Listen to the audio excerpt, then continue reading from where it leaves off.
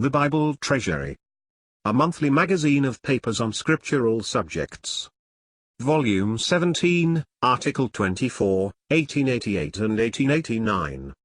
Agnosticism. Religion Without God, etc. By W. Arthur. London, Bimrose and Sons. It is well observed that Mr. Spencer's array of objects not knowable might, at first sight, seem appalling, not a few hoping that theology, veiling revealed truth, might perish, after so great a philosopher had pronounced any personal God unknowable. But first, is it true that time, space, earth, solar systems, universe, matter, wind, force, motion, self, are unknowable? As to all these, his books are simply ingenious puzzles. Having quite bewildered himself, he lays his confusion down as the end of controversy for all mankind, total ignorance, a choice between opposite absurdities, absolutely unknown, inconceivable, etc. This jargon is the more welcome, because behind it all lies the burning desire to get rid of God as above all unknowable.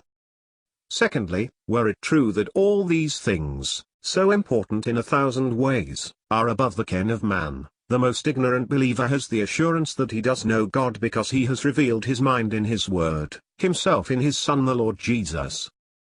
Mr. Spencer confounds reality of knowledge with power to explain and to prove it. One may be absolutely certain of what he cannot demonstrate, as is the case with axiomatic truths. It is Mr. S.'s system that is unreal. He is as sure of time, space, etc., as all the world he dubs unphilosophic. His self-mystification, which the fanatics of skepticism, his own school especially, regard as wisdom, is really his folly and shame, not without moral mischief in result if not in design. Things did not make time and space. Before the hills they were. The birthday of each separate world was a point, its birthplace a point in space. These two arenas of the universe are things but not body, things but not mind, things but not spirit. Space is the arena for bodies, forces, and motions. Time is the arena for events, including all thoughts, places, deeds, and records, all play of forces, birth of bodies, sweep of motions, and every phase of change. Arthur, 178. Not that the agnostic excludes the study of origins like the positivist, but he is averse to the originator, and severs cause from will and intention because it points to a first cause, and this a person. They are alike guilty of the fallacy, that because a phenomenon is a thing is a phenomenon. Ib. 184, as with many others counted philosophers, who see not different orders of laws for different orders of agents, physical, moral or spiritual, temporal or everlasting. So far from regarding that which transcends phenomena as the all-nothingness, I regard it as the all-being. Everywhere I have spoken of the unknowable as the ultimate reality in the sole existence, all things present to consciousness being but shows of it. Mr. Harrison entirely inverts our relative positions. As I understand the case, the all-nothingness is that phenomenal existence in which M. Comte and his followers professed it well, Spain in 19th century number 89, page 6. Mr. A says justly, positivism, to make man, all in all, makes God a chimera, a fiction. Agnosticism, to make an ultimate reality an unknowable power, all in all, makes man and nature a mere show, an all-nothingness. Christianity makes God all in all, with nature a real world around man and under God. Mr. Spencer formally rejects any imputation of intending his religion to call us to worship, or to bring in either spiritual comforts or moral strength. His expectation of making this supplant Christianity is grounded on his being able to make it appear that God is not a living creator and ruler of men, but that all things are mere shows of one being, itself a stream, an energy, a power, a substratum, or anything, so long as you admit that it has not personality or intelligence, or any of the attributes usually assigned to God.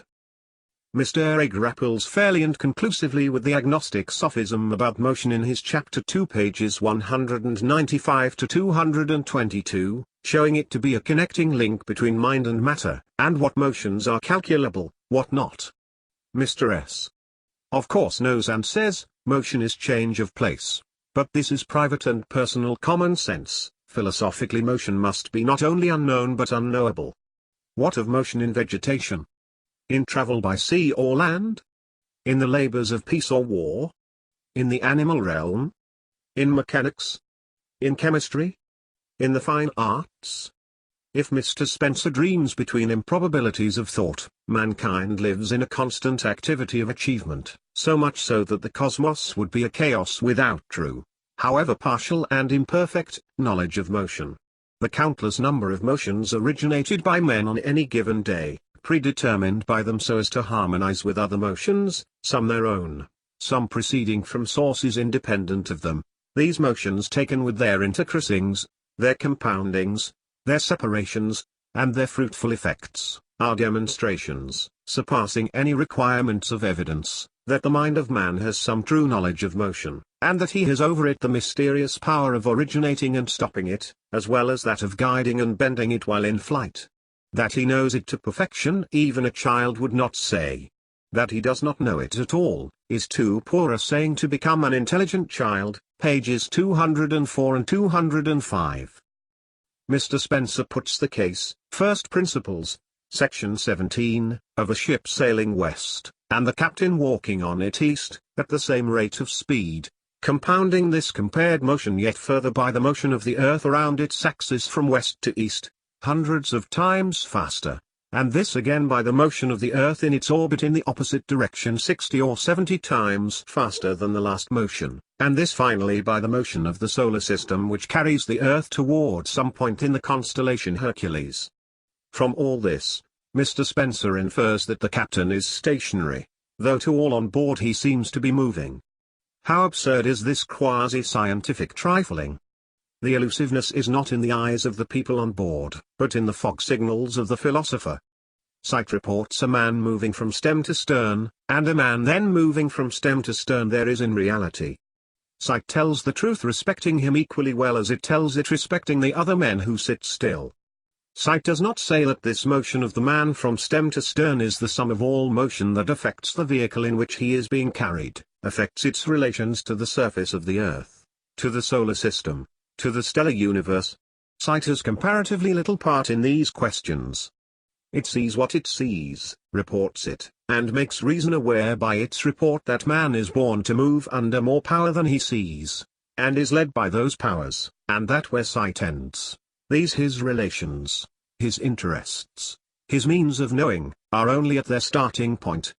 The man is motionless, because forsooth the ship goes west as fast as he goes east and carries him with her. If stationary means motionless, and that would be the only relevant meaning in the present case, he would not be even stationary, but the opposite of stationary, for he is constantly changing places. If stationary means remaining over the same part of the earth's surface, then a pendulum is stationary, but not motionless. Soldiers marking time are stationary, but not motionless, and a tree swaying is stationary, but not motionless. It is plain that the motions are all real motions. It is only Mr. Spencer's ideas which are elusive, and the only element of truth in the pretended proof is that the motions we see are not all that are taking place. He misuses the knowledge of the unseen to make out our nescience of the seen, whereas we ought rather to rise from the little we see to learn how much there is beyond our sight. But are these higher motions of which he speaks unknown to Mr. Spencer? He has no doubt of them whatever, any more than educated men in general. Is this total ignorance? Are they inconceivable? Or is not Mr. Spencer's philosophy, like many an ancient as well as modern system, a juggle of thoughts and words? Mr. A. is not less cutting on Mr. Spencer's shallow criterion of knowledge, a mere ability to picture the form and color of an object in the imagination, as when a piece of rock is instanced, its top, its sides, and its undersurface, at the same time or nearly at the same time. A geologist certainly would reckon all this with nothing like completeness. Nor can there be a plainer case of stultification than Mr. Spencer's attempt to show self unknowable. If the object perceived be self, what is the subject of the perceiver? As if the subject could not be its own object. Pastine Mansell, as if men were not their own objects at every hour or moment they are not asleep. To those lost in their metaphysical reveries, this is held to be the annihilation of both subject and object, whereas consciousness of self is the commonest and surest of facts for the simple and the sage alike. Even the dullest of men knows that, if he knows little of aught else. To deny it leaves the fact as plain and constant and necessary as ever. It annihilates neither subject nor object, but only the claims of such as Mr. Spencer to expound a true philosophy, even in everyday's personal experience. Further, it is false that all science is prevision, that an object is said to be little known when it is alien to objects of which we have had experience, and it is said to be well known when there is great community of attributes between it and objects of which we have had experience, and that mind is unclassable and therefore unknowable. God is thus radically excluded. Mr. Spencer can make himself known, and widely, by his written thoughts, as in a narrow circle by his words and ways, but God cannot reveal himself. He is unknowable. The first cause, the infinite, the absolute, to be known at all, must be classed. 1 Prink. 81. Then is he, not the only true God, without the knowledge of whom, by and in Christ, eternal life cannot be. Nothing remains for the sinner but the blackness of darkness forever. Into this, through unbelieving rejection of God's grace and truth, Mr. Spencer's self-confidence directly tends to plunge himself and his followers. In Chapter 4 pages 271 to 312 the question is discussed, is not our knowledge partial, and yet real? Thus to state, it goes far to an answer. Knowledge may be true as far as it goes, while much passes our measure. It is shown to be by instinct, by consciousness, by sense, by intuition, by science, by testimony. Very different is the aspect assumed by partial knowledge when once its validity is admitted. We then cease to have any suspicion of being a sport of mocking some things or mocking nothings, which elude us with ideas that we are, that we think, that we know and that our actions are pregnant with vast meanings and issues, whereas we are but infinitesimal fractions of an all-nothingness. We then feel ourselves to be a reality, a small but still a significant reality, girt round about, on every hand by relations and beings, all realities possessing a significance ever ascending, the whole being embraced in the arms of one infinite life and truth. Existence real, matter real, life real, mind real, force real, motion real, man real, God real, thought itself ceases to be idle phantasm, and the soul of man itself may look upwards and breathe a morning air that inspires him for an everlasting ascent. Chapter 4 page 304. Mr. Spencer's doctrine of illusion and phenomena is dealt with in Chapter 5. Is a thing identical with its own appearances? To put the question is to refute the assumption, save to such as repeating a falsehood for years believe it at length. Mr. A takes gravitation as a plain disproof, a certain fact that appears not, and again ether, a necessary condition of appearances. They become known to us, not by being shown to any organ of sense, but by force of evidence collected from all points of the field of observation. When things that do not make any appearance are called phenomena, it is by a use of language looser than when thinkers mean work. Though these non-appearing realities wait in their silent abodes to be felt after and found by the spirit of man, the innumerable phenomena of which they are either the condition or the cause constantly point up to them. To all men except philosophers appearances intelligibly announce their place and mission in the general system of things. To ordinary people, it seems to be a fact upon the face of nature that the appearance fills an appointed place as a messenger of knowledge between a body and a mind, in a manner in which the word holds its place between one mind and another. Many as are the strong points of a body, it has no inheritance in the logos. It cannot learn a language, and it cannot speak or be spoken to. By other bodies this would never be deplored, for to them it is no defect. Here then enters the appearance, having its office and nature well defined. Just as speechless matter could not make itself known to mind without some such method of appearances, so mind could not itself command language without some such method. An appearance is a combination whereby a body shoots forth from itself into a mind the announcement, "Here I am." Except to a mind, it can make no such announcement. The appearance also affords some clue as to what kind of an eye is the one so announced, pages 314 to 316. Now is an appearance to be confounded with the thing that makes it, any more than a word is with the speaker? Yet while we should not call both orator or oration speech, we do habitually call both an appearance and the substance which makes it phenomena. Why philosophers should exercise such feats of writing over what to ordinary persons would appear as plain as nature can make it, is not for us to say. We must deferentially accept their prodigious paragraphs as throes of the evolution from well-digested common thought into purely technical formulas. Nevertheless, we shall never be content to regard, say, a peacock and the appearance as one and the same thing. We shall not be persuaded that on a pitch-dark night when he makes no appearance there is any less of him or any different form of him from what existed at golden noon when he dazzled the beholders. We shall not believe that it makes the difference of a feather to his frame whether the beholders are a wren and a yellow hammer, or a whole school of children. Let those who think it philosophic call him, and not merely his appearance, a phenomenon. We shall call him a peacock when he makes a phenomenon, and as much a peacock when he does not appear. Page 319. Next, Mr. Ray asks, are phenomena disguises? Mr. Spencer, in his classification of the sciences, says that science is that which treats of the forms in which phenomena are known to us, and elsewhere of the phenomena themselves. What does this mean but the forms of forms? It may seem at first sight hard to believe, but what he really intended is that science treats of things, with time and space. Kant had called time and space forms of thought, to which Mr. Spencer demurs, and calls them forms of things. But in his formula, he does not call things but phenomena, and consequently makes time and space forms of phenomena.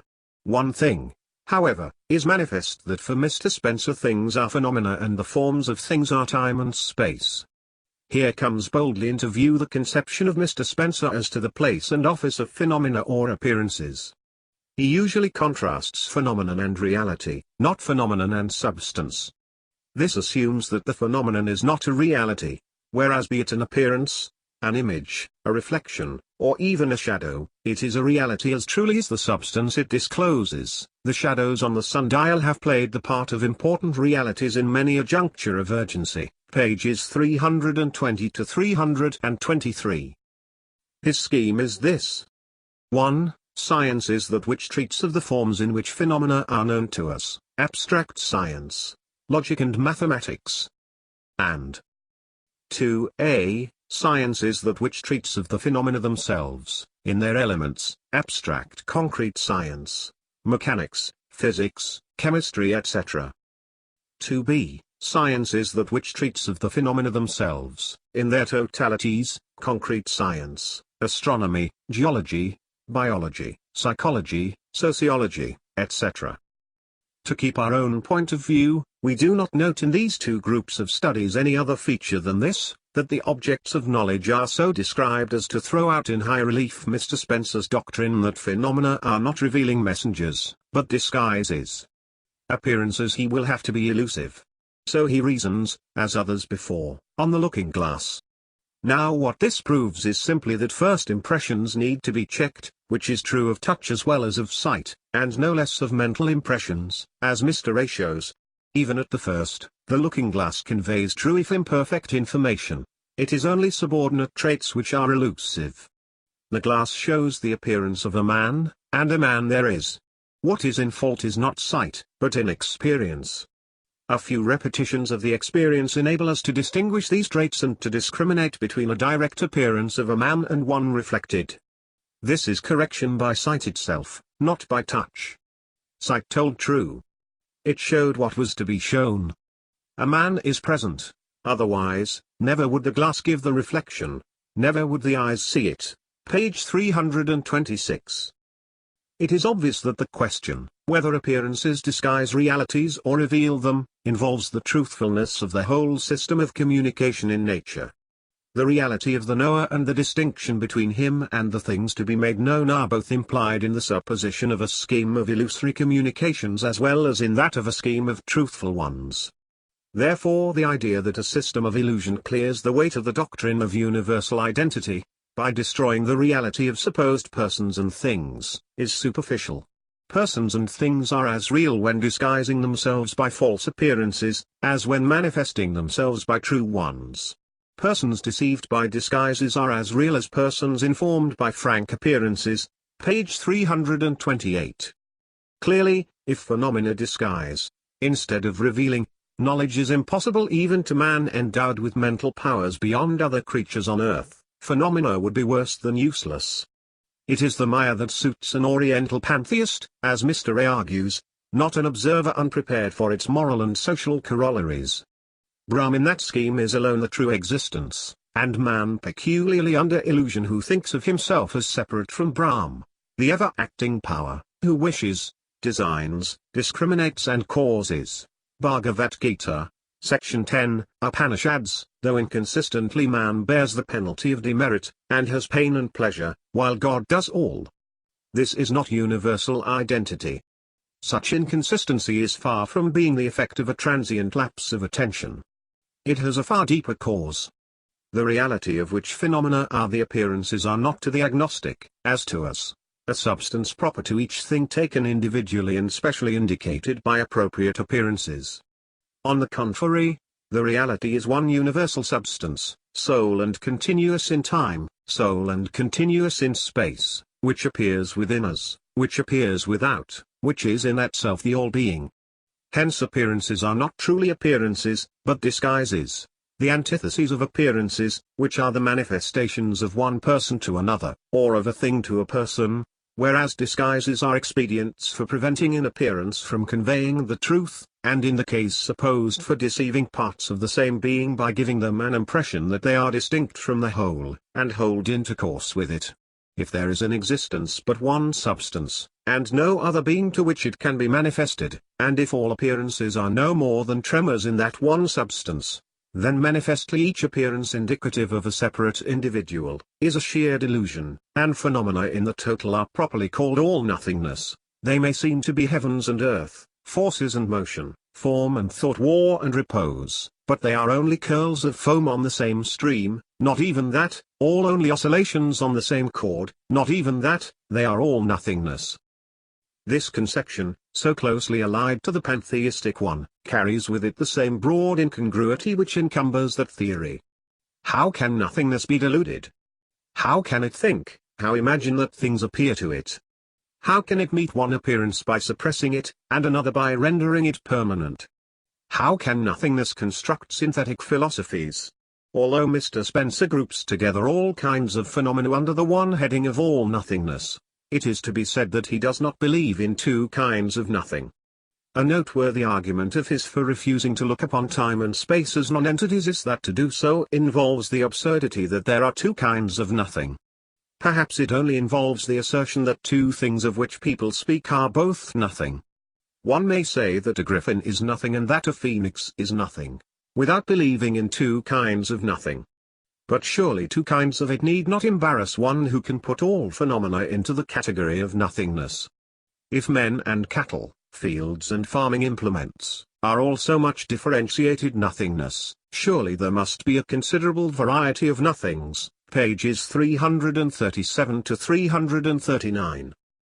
Mr. A justly argues against the falsehood that the senses are set for our illusion, and shows that the palate is our voracious alimentary sense, touch mechanical, smell sanitary, hearing social, and sight our cosmic sense. All and everyone, the senses are servants of light for us, not darkness, servants of a king who dwells in light, and not of a grim something which hides among phantasms. Every sense proclaims its own office to be partial, color is inaudible, sound is intangible, taste is invisible, all objects have properties which elude all the five senses, and yet those which are discovered by them are truly known. In part is inscribed on the dome and the foundations of the temple of knowledge, and covers all its walls. Then he asks, what is a living body? According to the prince of the positivists, a living body is one that absorbs and exhales. This is just what air has always been doing by day and by night, absorbing and exhaling water, heat, and other things as well. According to the prince of agnostics, a living body is one which effects a continuous adjustment of internal relations to external relations. Now of all things, air is just such a body. Its internal relations are those of oxygen to nitrogen and carbon, and these are adjusted to the external relations of heat, light, water, plants, lungs, gills, wings, and hosts of other things. They are continuously adjusted, with a continuity which makes the adjustments of sleep or nutrition seem intermittent, and with a long-established continuity which makes the oldest animal or even plant appear of low antiquity. Yet neither by its absorbing and exhaling nor by its continuous adjustment, does air evolve organs of sense and perception. We say it cannot produce these organs. A stone could do as much towards producing a peacock's voice as can a peacock. A fowl could do as much towards producing for itself human lungs as a man. Yet in man absence of this power to produce living organs is coupled with the power of supplementing with inanimate ones those which have been bestowed upon him, so that he is able to lighten bodily labor, and at the same time to increase the work done. This is a fact so conspicuous and so rich in results that, instead of all notions having mechanical equivalents and effects on a calculable scale, it may be taken as a principle that when the human frame moves under trained intellect, the expenditure of mechanical force lessens in proportion as the power of accomplishing work increases. What is involved in the existence of an organ? It manifestly involves a coordination in successive stages, first, as between observer and organ, secondly as between observer, organ, and medium, thirdly, as between observer, organ, medium, and object. A failure at any point in this group of coordinations and no knowledge could result. If it is to be a case of sight, no object upon earth can show itself to us. No combination of human powers can show it without light. That medium is both a substance and a motion in that substance, ether and undulation of ether. The undulation has to come far and to cross other substances on its way. It is not one motion, not one rate of motion. All this correlation has to be sustained at every point on the way up to our atmosphere, and from the time when that is entered upon has to be further complicated by new correlations.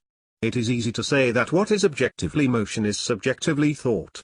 Where is it subjectively thought? Wherever the notions strike? Nay. Where is it subjectively human thought? Anywhere but in our human mind? What is objectively motion is subjectively thought.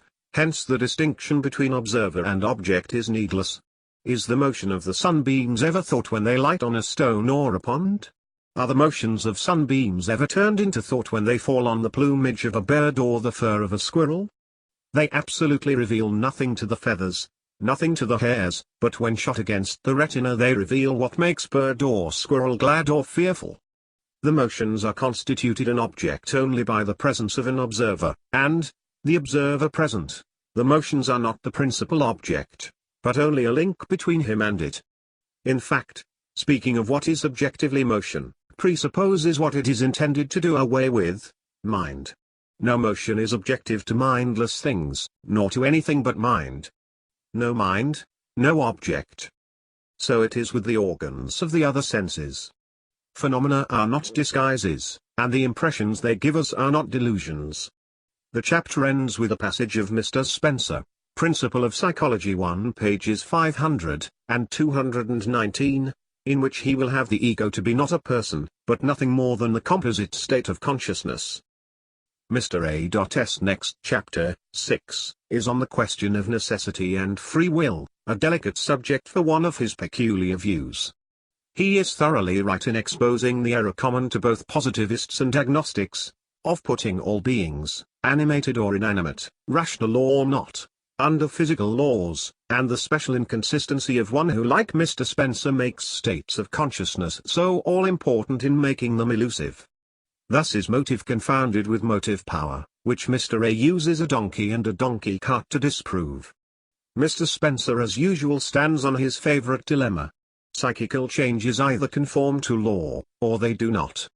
If they do not conform to law, this work, in common with all work on the subject, is sheer nonsense. No science of psychology is possible. If they do conform to law, there cannot be any such thing as free will. Prin. Of Psychology page 220. Mr. A's answer is, some do conform and some do not. Both horns of the dilemma are blunt. If the actions done in England do not conform to law, there can be no good citizens, and if they do, there can be no culprits. Error in thought and feeling, wrong in action, are facts, which all possible metaphysical puzzles will never keep out of sight, even though the dilemma as innocently begs the question as Mr. Spencer's do inordinately often. Law has not the same nature or hence meaning in morals as in physics. It is illogical therefore to reason for men or even brutes from the world of physics and the laws of matter. If things and people follow an inevitable order by invariable law, where is right and where is wrong? Is the difference between an involuntary and a voluntary deed nothing else than a nascent excitation of the nerves? In such a case the Vedic hymn would be true. It was not our doing, O Varuna. It was necessity. Mr. Spencer can twit Hume with making a sum total of impressions and ideas, but how can he escape no less censure himself for making man at any given moment only an aggregate of passing states which determine action? The true questions are, of what is it a state? And what state is it? Agnosticism thus denies man as well as God any proper intelligence, will, or personality. It is all a waste of blind fatalism. But dismissing this folly and evil, is it true that free is consistent with will? Or are they not as inconsistent as Catholic with Roman, or Protestant rights with Christian obedience? Is there will till a man is determined? When man was set innocent in Eden, he had a sphere placed under him and was free to act there as Lord of all given him by God, his obedience tested by a single restraint, which thrown off brought in death on him and all his subjected realm. It was no question of the knowledge of good and evil in a fallen world, with all the moral play which this involves. Conceived in sin and shapen in iniquity, I am begotten again by the word of truth and now lithe of a divine life, to do God's will, not mine. The Christian has a nature corresponding with the order in which he stands and owns gladly his obligation to do God's will. This is the law of liberty of which the Epistle of James speaks. The believer is free to serve God, delivered from his old bondage whatever it might be, yet is he brought and bound to do, not his own will, but God's, which is ever the will of the new man. Free to choose is all false. It was not Adam's case, where there was no conflict of evil with good, it is not in ours. Fallen unconverted man has a will of his own to act independently of God and his word. This is sin. It is lawlessness, law or no law. In Christ was no sin. Not only he did and knew no sin, but there was none in his humanity. Indeed he was born holy, as Adam even when freshly created was not, but only innocent. When fallen, and not yet born of God, man determines without reference to God, which is nothing but sin, and, for those under law, transgression. In such circumstances, the pretension to independency is the rejection of God and of his authority. When converted, the will is set right, though lusts remain, and deliverance in power is needed. Life alone is not enough, as Romans 7 teaches. But the renewed eye always seeks to please God, and where the Spirit of the Lord is, there is liberty. Natural man is Satan's bondman. This is not freedom, and one's own will is evil continually because it is never obeying God. Freedom from compulsion is of course allowed on all hands, save by infidel minds. Indifference is not truly the state of man, either natural or renewed, and indeed would mean no will. The one is inclined to evil, the other to good. Conscience is not will. It may warn but is powerless. Grace alone acts effectually by faith. In God only can we rightly speak of free will. He is absolutely free to do as he sees fit and never pleases to do save what is good and holy. With the creature it is wholly different. His only place is obedience. God can create, the creature is acted on by motives. It is true that God never hindered his choosing the good, or compelled his choice of evil, any more than he made it impossible for him to fall. It is one thing to be free from external restraint, another to be free internally, which no sinner is. Man indeed never was the blank sheet which the speculative imagine. Innocent, he was inclined to good; fallen, to evil. When converted and delivered in Christ, there is not only life but power.